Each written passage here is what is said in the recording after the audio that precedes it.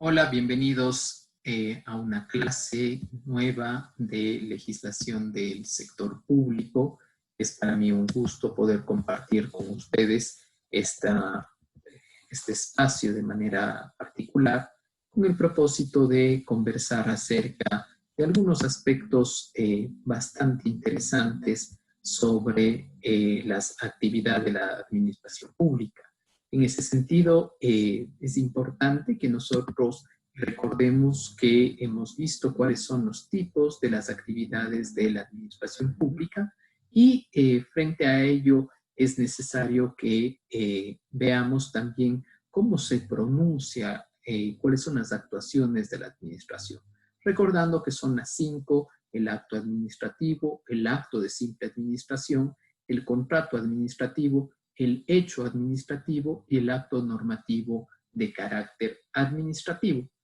El día de hoy vamos a revisar de manera detallada el acto administrativo, teniendo presente que de las anteriores, de manera específica, nuestro Código Orgánico del Ambiente, Código Orgánico Administrativo, el COA, habla de manera particular que las administraciones públicas pueden de manera excepcional emplear ciertos instrumentos de derecho privado para el ejercicio de las competencias, con lo cual viene a decir que de manera supletoria se podría utilizar este particular. Ahora, es necesario que nosotros veamos cuál es un concepto que se nos ofrece sobre el acto administrativo. Y para podernos referir a un concepto sobre el acto administrativo, es necesario definirlo, ¿sí? El acto administrativo al final del día se entiende primero como una declaración de voluntad formal, ¿sí? Y esto es importante cuando vamos a revisar los elementos materiales. Es una declaración de voluntad formal de la administración que no tiene carácter normativo, es decir, que ejerce dentro de sus potestades y las decisiones no normativas resultantes de intervenciones que van a ser protocolizadas con efectos ad intra o ad extra, repercutiendo de manera directa sobre derechos o intereses que se incluyen en esta comprensión de los actos sin obviar otras formas de actividad. El concepto que les acabo de dar lectura es del profesor Víctor Granda en su texto precisamente sobre derecho administrativo. Sin embargo, el Código Orgánico Administrativo en el artículo 98 ya nos da también una actualización sobre todo del concepto. ¿Por qué? Porque recordarán que previamente únicamente se hacía referencia en el ERJAF. Sin embargo, uno de los aspectos positivos que el Código Orgánico Administrativo incluye es esta definición. Y en esta definición vamos a encontrar de manera particular, por ejemplo, cómo el acto administrativo de manera particular nos va a dejar, por ejemplo, cómo está definido. Primero, como acto de declaración unilateral, es decir, directamente de la administración, el cual es voluntario, es decir, una declaración unilateral de su propia voluntad. Entendemos que no va a estar coaccionado por obvias razones, que lo va a ejercer en el ámbito de sus competencias, que en este caso será la función administrativa. Y que, atención con esto, y ese es uno de los temas fundamentales, sobre todo que no se tenía presente antes, que produce efectos jurídicos tanto individuales cuanto generales. Antes se tenía una particularidad a través de la cual solamente se tenía presente los efectos jurídicos de carácter individual. Y obviamente siempre que se agote con su cumplimiento de forma directa, es decir, solamente es para ese momento, no va más allá. Por eso se expide, y también yo creo que aquí es un plus que considera el legislador, y sobre todo que se adapta a las nuevas realidades y también obviamente a todos los aspectos que ocurren en la administración electrónica, es que se refiere que va a ser en cualquier medio o soporte, es decir, que sea documental, físico, digital, y que siempre constará en el expediente administrativo. Pensemos nosotros en los tiempos que acontecen en pandemia y obviamente dentro de la emergencia sanitaria, es muy eficiente, por ejemplo, la utilización de los documentos digitales que siempre van a tener obviamente una veracidad por detrás, sobre todo que se complementan con la utilización de la firma electrónica. Así, los actos administrativos considerados de forma restrictiva deben tener unos elementos que puedan ser tanto subjetivos, objetivos y formales, eso dice la doctrina, y que al ser dictados por la administración son obviamente como consecuencia en el ejercicio de su potestad, que obviamente es conferida para la satisfacción de un interés público. Piensen en una administración pública, piensen en la universidad, piensen en un municipio o piensen en el Instituto de Seguridad Social. Siempre obviamente están con el propósito de satisfacer un interés público y que obviamente va a tener una repercusión siempre cumpliendo con unas formalidades y garantías y dentro del ámbito de la legalidad, es decir, debe haber un marco normativo del cual no se puede salir. Dentro de los elementos subjetivos que señala la doctrina, por ejemplo, se refiere a que siempre se debe tratar de un órgano válidamente constituido con competencia. Es decir, que la ley lo haga o la Constitución o una ordenanza también puede crearlo de manera específica para que lo haga. Y estos actos vienen de decisiones de la administración, que no es lo mismo, estamos hablando aquí de manera particular de las actuaciones de la administración, no de los particulares, ¿sí? Salvo que obviamente sean ejercidos por particulares en el ejercicio obviamente de una delegación, por ejemplo, que haya sido previamente autorizada y que tenga un soporte para ello. Es decir, van a ser dictadas por un órgano que va a estar dentro del esquema organizativo correspondiente de la institución del sector público y que va a tener tanto competencia cuanto las atribuciones. Por eso, de manera específica, el artículo 99 del Código Orgánico Administrativo sí se refiere a 5 requisitos de validez: competencia, objeto, voluntad, procedimiento y motivación. Podemos decir que al final del día, comparando con lo que sucedía con la normativa anterior que estuvo vigente, de manera específica me estoy refiriendo, por ejemplo, al ERJAPE o al COTAD, sí la doctrina señala que puede ser una conquista incluso de carácter histórico el hecho de la motivación. ¿Por qué? Porque motivar los actos administrativos va a permitir que exista un requisito previo, es decir, que se convierte de un requisito simplemente formal en uno sustantivo, que da fuerza y contenido al acto. Incluso en este caso, de manera particular, que se ve que siempre había la expedición de actos administrativos que no estaban debidamente motivados y eso hacía que acarreen unas consecuencias específicas de nulidad.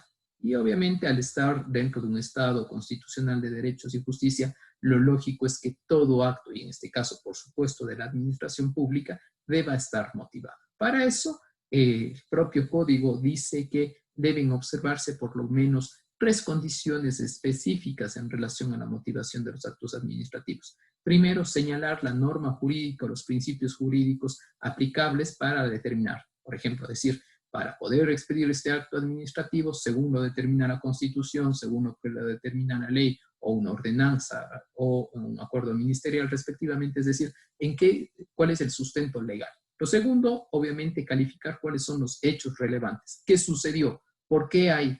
Tratar de buscar un nexo de conexión. Ese nexo de conexión es la evidencia para que conste obviamente en el expediente administrativo. Y el tercero, que de pronto es lo más específico de manera particular con la motivación, que es explicar por qué la pertinencia de que obviamente se invocaron esos aspectos jurídicos con los hechos determinados. Existe jurisprudencia en este sentido, de manera particular en la motivación por parte de la Corte Constitucional, que, entre otras cosas, se refiere precisamente a la razonabilidad entre uno de los elementos. Y, obviamente, se puede hacer, en este caso, una remisión a documentos, es decir, a hechos de manera particular que certifiquen al texto del acto administrativo para que conste en el expediente, y si, obviamente, no deriva el acto administrativo de un procedimiento, por obvias razones, por lo menos exponer cuáles son las razones para poderlo motivar. Para eso, obviamente, esto sucederá que el acto sea eficaz o no. Es decir, si una vez notificado el acto administrativo al administrado, la ejecución del acto administrativo, obviamente, sin cumplir con la notificación, sí puede acarrear unos efectos de responsabilidad específica ante, obviamente, la administración, porque se trataría de un hecho administrativo que está viciado, es decir, no se cumplieron los procedimientos al respecto. Y así vamos a encontrar, por ejemplo, las causas de extinción del acto, y las causas de extinción del acto también son 5 de manera particular, es decir, cuando se declara la nulidad por razones de legalidad, por ejemplo, no era la norma que sustentaba o se sustentó en una norma que estaba derogada. La revocatoria, obviamente, el propio código establece las razones a través de las cuales puede ser revocada, por ejemplo, en sede administrativa o en su defecto a través de la sede jurisdiccional ante lo contencioso administrativo, cuando se dé el cumplimiento, es decir, si se trata de un acto administrativo que tenga unos efectos específicos, por ejemplo, que diga solo hasta cierta fecha, solamente hasta que se cumplan ciertos presupuestos. También la caducidad, se cumple el plazo y automáticamente deja de regir y obviamente causa la extinción. Y la ejecución también respecto de las obligaciones. Estaríamos hablando de cláusulas de manera particular de carácter condicional. No olvidemos, por favor, que dentro del acto administrativo nosotros vamos a encontrarlo sobre todo en 3 artículos en la normativa ecuatoriana vigente. Primero, obviamente, a través del COA, en el artículo 98, en el 65 del ERJAFE y el 364 del COTAD. ¿Sí? ¿Qué dice el ERJAFE? El ERJAFE y el COTAD van a tener casi una redacción textual similar, ¿sí? Porque se dice, es toda declaración unilateral, dice el ERJAFE,